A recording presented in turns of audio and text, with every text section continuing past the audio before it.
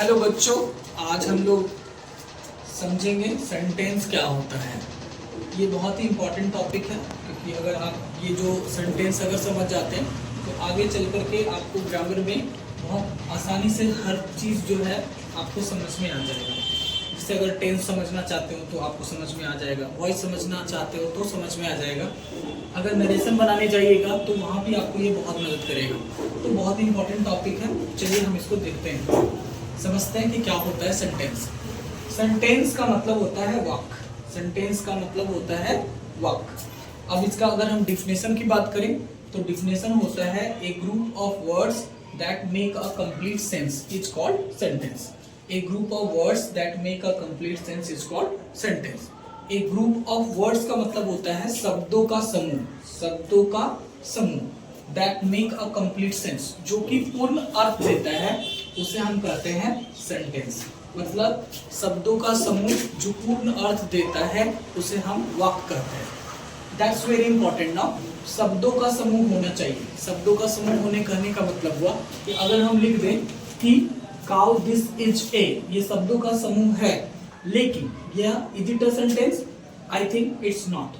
अगर ये बात पूछा जाए आपसे कि क्या ये सेंटेंस है, तो आपका जवाब होगा जी नहीं है। क्यों? क्योंकि ये शब्दों का समूह तो है, लेकिन दैट्स वेरी इंपॉर्टेंट नाउ कि that make a complete sense. कोई भी सेंटेंस तभी सेंटेंस कहलाएगा जब उसका पूर्ण अर्थ हो। शब्दों का समूह होना ही काफी नहीं है, उसका पूरा का पूरा अर्थ होना चाहिए। अगर अर्थ होता है तब हम जाके उसको बोलेंगे कि ये सेंटेंस है। काउ दिस इज ए, ये शब्दों का समूह है, लेकिन यह जो है सेंटेंस नहीं है, क्योंकि इसका कोई अर्थ नहीं हो रहा है, इसलिए मैंने इसको क्रॉस कर दिया कि ये सेंटेंस नहीं हो रहा है। अब अगर बात करें कि दिस इज ए काउ अगर लिखते हैं तो ये शब्दों का समूह भी है और इसका जो है अर्थ भी आ रहा है। अब बात करते हैं कि सेंटेंस जो होते हैं वो कितने प्रकार का होता है। तो सेंटेंस जो होता है बच्चों वो होता है 4 प्रकार का। अगर बात करें कि कौन कौन सा होता है, वो 4 प्रकार कौन सा है, तो पहले समझ लेते हैं। There are 4 kinds of sentence. Sentence 4 प्रकार का होगा। पहला होगा आपका असर्टिव सेंटेंस, दूसरा होगा इंट्रोगेटिव सेंटेंस, तीसरा जो है आपका वो है इंपरेटिव सेंटेंस, और चौथा है आपका एक्सक्लेमेटरी सेंटेंस। ये तो काइंड्स हो गया। अब कुछ कुछ जो है ना इम्पॉर्टेंट जो चीजें आपको जानना चाहिए सेंटेंस के लिए, वो मैं आपको जो है बताता हूँ कि आपको क्या क्या और जरूरत है इसमें जानने के लिए। सेंटेंस में आपको सबसे पहले ये जानना चाहिए कि कोई भी सेंटेंस अगर स्टार्ट होता है तो वो आपका स्टार्टिंग जो लेटर होगा वो हमेशा कैपिटल लेटर में होगा। अगर वो कैपिटल लेटर में नहीं है तो समझ लीजिए कि वो गलत है, वो सेंटेंस लिखा हुआ आपका गलत है।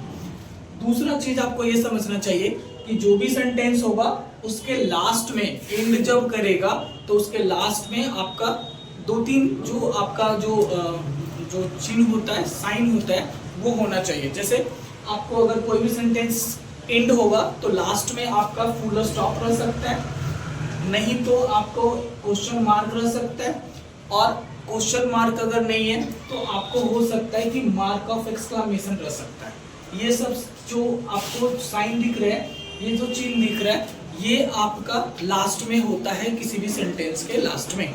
वो निर्भर करता है कि कौन सा सेंटेंस है। जैसे कि अगर असर्टिव सेंटेंस होगा तो लास्ट में फुल स्टॉप होगा, इंट्रोगेटिव सेंटेंस होगा तो लास्ट में क्वेश्चन मार्क होगा। उसके बाद अगर हम बात करें इंपरेटिव सेंटेंस में तो लास्ट में आपका फुल स्टॉप होता है। एक्सक्लेमेटरी सेंटेंस की बात करें तो इसमें आपको मार्क ऑफ एक्सक्लेमेशन होगा। तो ये सब चिन्ह भी याद रखिए ताकि आपको जो है आसानी से समझ में आए सेंटेंस की लास्ट में कौन सा लास्ट में चिन्ह है, तो कौन सा ये सेंटेंस होगा। इसके बाद आपको सबसे ज्यादा जरूरी है ये जानना कि हमारा जो है सेंटेंस में असर्टिव का मतलब क्या होता है, इंट्रोगेटिव का मतलब क्या होता है, इंपरेटिव का मतलब क्या होता है, और फिर एक्सक्लेमेटरी का मतलब क्या होता है। तो फिर हम नेक्स्ट वीडियो में हम आपको इससे आगे बढ़ाएंगे। बाकी आज के लिए धन्यवाद।